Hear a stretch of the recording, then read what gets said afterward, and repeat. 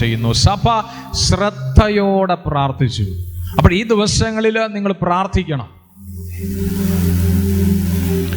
ഇതുവരെ പ്രാർത്ഥിച്ചില്ല എന്നുള്ളതല്ല, പ്രാർത്ഥിക്കണം.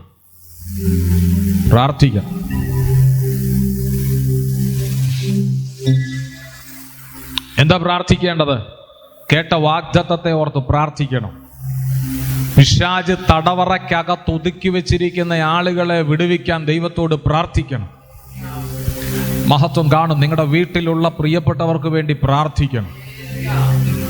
ഹല്ലേലൂയ. ഞാൻ ദൈവത്തിന് സ്തോത്രം ചെയ്യുന്നു.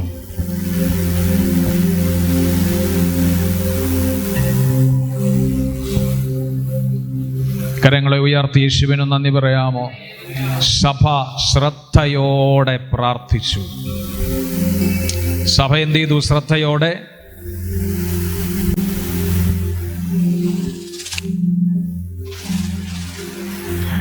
കർത്താവിന് ഞാൻ നന്ദി പറയുന്നു. ഈ ദിവസങ്ങൾ പുറത്തു വരും.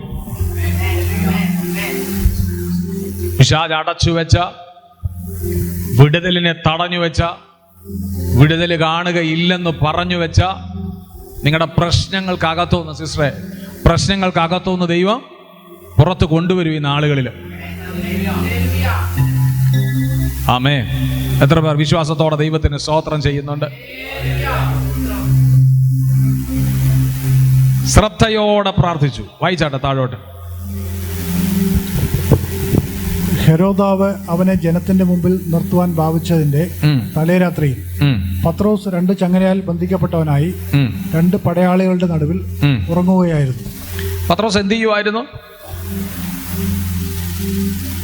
എങ്ങനെ പത്രോസിന് ഉറങ്ങാൻ പറ്റുന്നത്? അടുത്ത ദിവസം തന്നെ കൊല്ലുവാണ്. പത്രോസ് തടവിലാണ്. പത്രോസ് എന്ത് ചെയ്യുവാണ്? ഉറങ്ങുകയാണ്. ആണോ? പ്രാർത്ഥിക്കുന്നവൻ അങ്ങനെ ആയിരിക്കണം. ഭയപ്പെട്ടുകൊണ്ട് നിലവിളി ശലമുറയിട്ട് നിൽക്കുന്നവനല്ല.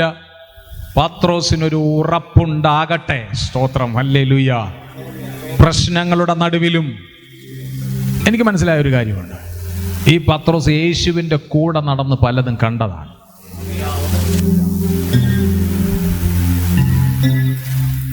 കാറ്റും കോളും അടിച്ചപ്പോഴും കൽപ്പിക്കേണ്ടുന്നവൻ കൽപ്പിച്ചപ്പോൾ പ്രകൃതി പോലും അനുസരിച്ച ഒരുവന്റെ ശിഷ്യനാണ്.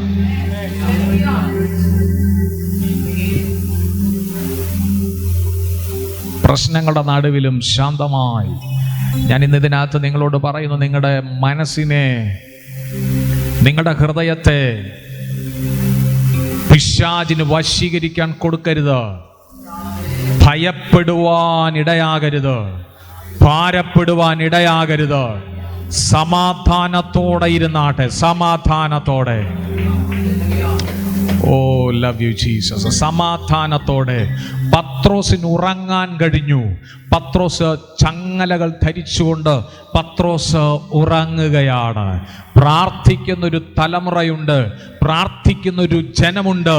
പത്രോസേ, നീ പുറത്ത് തന്നെ വരും.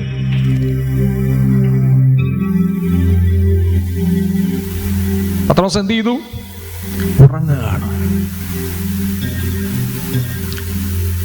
ഉറപ്പുണ്ടാകണം. നമ്മൾ യാത്ര ചെയ്യുന്നത് നമുക്കൊരുവൻ, നമ്മുടെ രക്ഷകൻ നമുക്കുണ്ടെന്നുള്ള വിശ്വാസത്തിലാണ്, അല്ലേ? ഒരു ദൈവവൈതൽ യാത്ര ചെയ്യുന്നത് അവന്റെ കൂടെ ദൈവം ഉണ്ടെന്നുള്ള വിശ്വാസത്താലാണ്. പത്രോസ് ഉറങ്ങുകയാണ്. 16 കാവൽക്കാരുണ്ട്. പക്ഷേ പത്രോസിന് ഉറങ്ങാൻ കഴിഞ്ഞു. ഇന്ന് ഞാൻ നിങ്ങളോട് പറയുന്നു, ഉറക്കത്തെ കെടുത്തിക്കളയാൻ ശ്രമിക്കുന്ന പ്രശ്നങ്ങളെ നോക്കിയിട്ട് ഇന്ന് പകൽ പറയണം, പിശാചേ, ഈ പ്രശ്നങ്ങളൊന്നും എൻ്റെ ഉറക്കത്തെ നഷ്ടപ്പെടുത്തി കളയാൻ കഴിയുകയില്ല. കാര്യം, ഒരു രക്ഷകൻ എനിക്കുണ്ട്. ഇന്ന് പകൽ ആഴത്തിൽ അതൊന്ന് വിശ്വസിച്ച് ദൈവത്തിന് മഹത്വം കൊടുത്തിട്ടൊന്ന് പറഞ്ഞാട്ടെ, എനിക്കൊരു രക്ഷകനുണ്ട്. പരിശുദ്ധാത്മാവ് ഇന്ന് പകൽ ചില ഡെലിവറൻസുകൾ നൽകുകയാണ്. ഉറക്കമില്ലാത്ത രാത്രികൾ ജീവിതത്തിലേക്ക് കടന്നു വന്ന നിങ്ങളെ നോക്കി ദൈവവചനത്താൽ ഇങ്ങനെ പ്രഖ്യാപിക്കുന്നു: ശാന്തമായി ഉറങ്ങുന്ന ദിവസങ്ങൾ നിന്റെ ജീവിതത്തിലേക്ക് വരാൻ പോകുകയാണ്.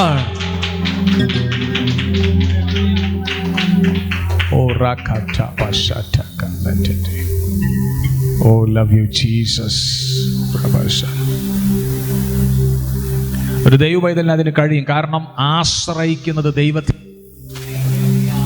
സ്വയം ആശ്രയമല്ല, ഞങ്ങൾ ആശ്രയിക്കുന്നത് ദൈവത്തിലാണ്. ദൈവത്തിലാണെങ്കിൽ ഉറങ്ങാം. ഇനി പിശാച് ഉറക്കാനായിട്ട് സമ്മതിക്കുന്നില്ലെങ്കിൽ ദൈവവചനത്തിലും ദൈവത്തിലും ആശ്രയിച്ച് പറഞ്ഞോ, ഞങ്ങൾക്ക് പറ്റുമത്, ഉറങ്ങാൻ പറ്റും. കാരണം ഞങ്ങളുടെ ദൈവം ഹല്ലേലൂയ രക്ഷകനാണ്, രക്ഷിക്കുന്ന ദൈവമാണ്.